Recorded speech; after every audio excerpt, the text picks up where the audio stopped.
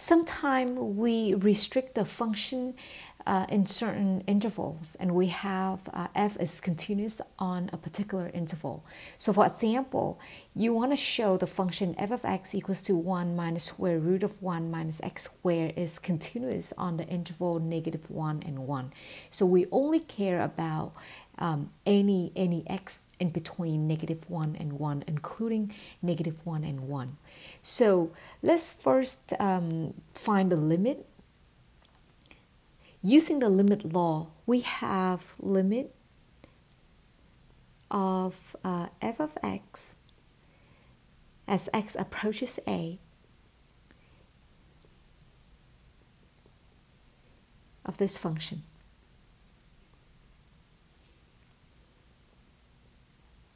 Okay, so using the limit law, you can see that I can take out the constant, then I take the limit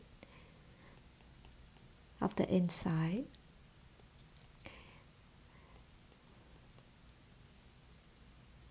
and then I can take the limit inside of the square root. This is all using limit law. I just don't remember the numbers of the limit laws, but it's the square root, the power, addition, subtraction, all of that.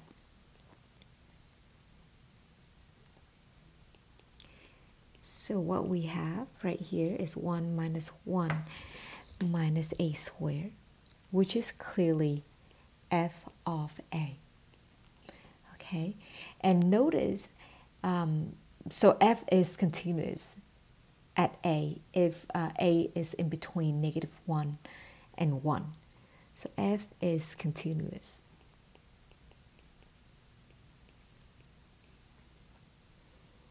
At a.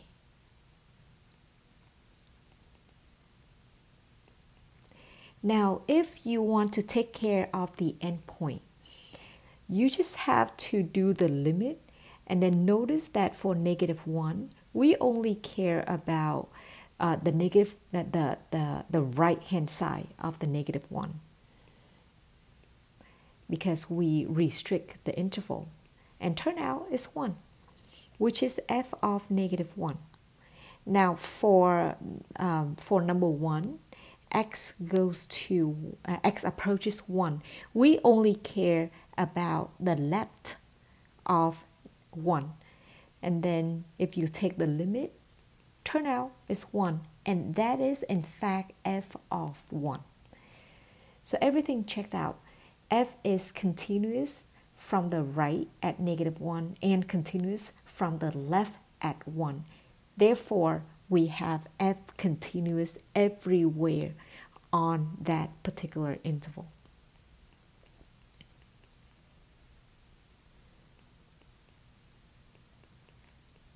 And we're done. All right, I want to point out the theorem. This theorem is very useful. So if you have f and g are continuous at a and c is a constant, then the sum, the subtraction, if you multiply the constant, you multiply the function and the quotient of that function, they all continuous. Okay. For theorem 5, theorem 5 is quite useful as well. So every time you have polynomial is continuous on the real numbers. Rational is continuous wherever it's defined. Rational is tricky because you have to take care of the domain. Don't forget that we are not allowed to have 0 in the denominator. Now cosine and sine, we have the limit right there. So keep that in mind. Okay, so anything polynomial, rational, root, trig function, inverse, trigonometric, exponential, and log, these are all continuous everywhere in their domain. So this is very important. You have to check for their domain. Moving on to theorem 8, this is the composite. So you can definitely take the limit using composite right here. composite. So let's go into number 9. See, if f is continuous and at a and g is continuous, if g is continuous at a and f is continuous at g of a, then the composite is continuous at a. Okay, and then moving on to the intermediate theorem. This theorem we need to know because it's quite important. All the theorems regarding continuity is very important. So this is intermediate values theorem.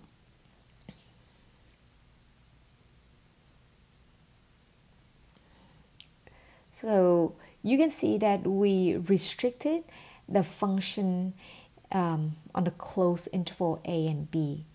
And if we have n be any number between f of a and f of b, then there is a number c in a and b such that f of c is n. So if I sketch the graph, I think it's easier for us to see. So this is a, this is b, and that's my interval. Now the function, let's how about we look at a polynomial function. So it's like that, right? So clearly you see it's continuous. Now, so f of a is right here. This is f of a.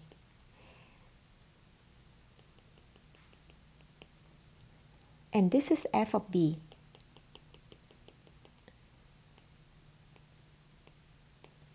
Okay. Now I'm going to pick a number n in between right here. So n is any number in between f of a and f of b. Okay, and you can see that there is a number c in between a and b.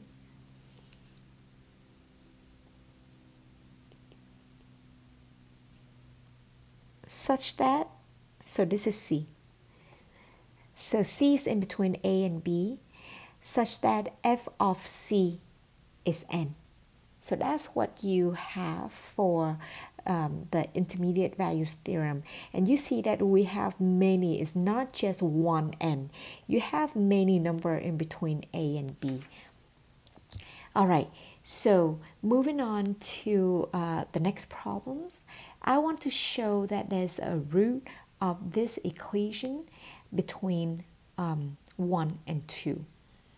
Now, you see that what we have to, we're looking for a solution of the given equation. And we have a number c between 1 and 2, such that f of c is going to be 0. So that's what it means by having a solution.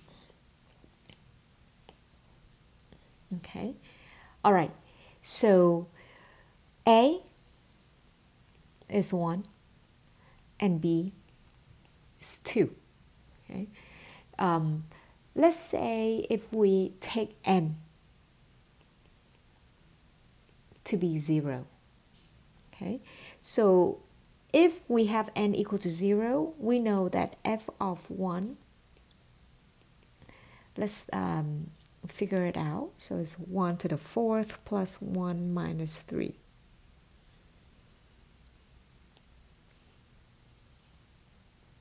One plus 1 minus, so clearly this is a negative number. And f of 2. So 2 to the 4th plus 2 minus 3, clearly this is a positive number. So as you can see, we have f of 1 is equal less than 0, less than f of 2. So 0 is in between f of 1 and f of 2. That is n equal to 0 is a number between f of 1 and f of 2.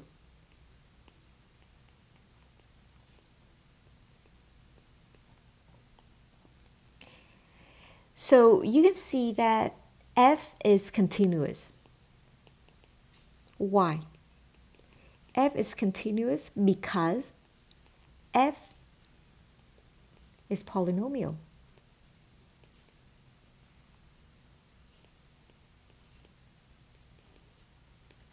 By a theorem.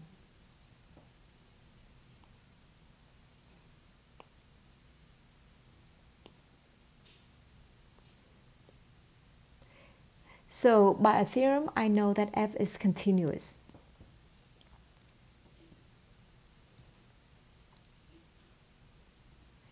So now we have, there is a number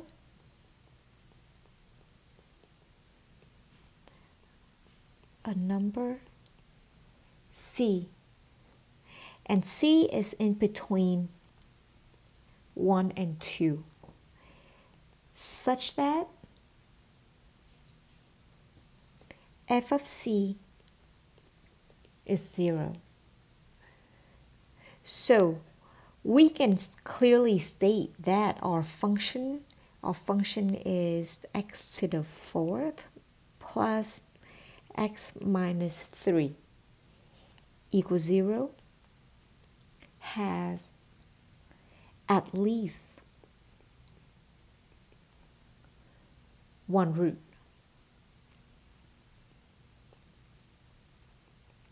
Which is right here, which is C,